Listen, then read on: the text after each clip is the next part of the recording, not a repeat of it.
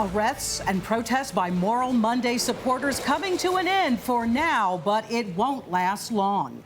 Good evening, everybody. I'm Pam Salisbury. And I'm Sean Maroney. Thanks for joining us tonight. Today marks the last of weekly protests against the General Assembly for the legislative session, and boy, was it a vocal one.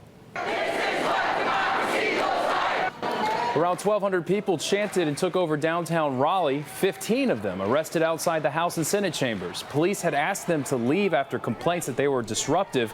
Both chambers were in session tonight as the budget deadline approaches, and there's concerns lawmakers won't finish it on time. Our Derek Waller is live at the Legislative Building. Derek, that looming deadline leaving a lot of teachers in limbo right now.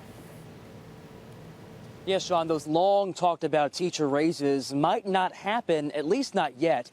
Governor Pat McCrory talked about that today as those Moral Monday protests continued.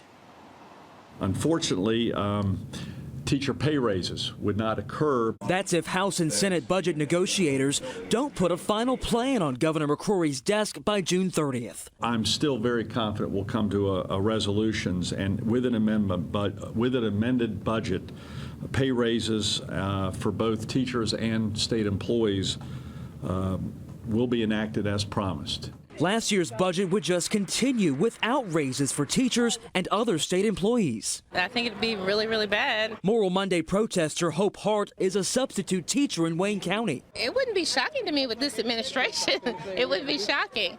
But I don't really feel like they've done a lot of work when it's a choice between having tenure and not. The Senate's budget plan does tie an 11% raise to giving up tenure and cutting teachers' assistants. The House plan has a more modest 5% raise, but saves tenure and teacher aides.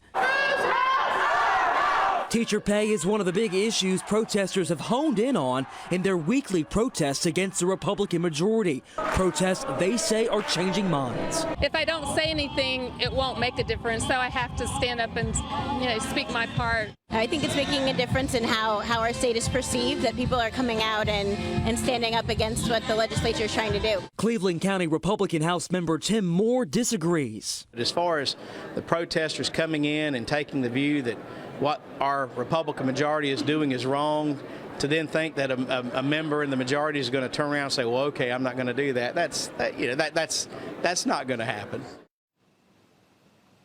Now, here's one thing that both sides agree on.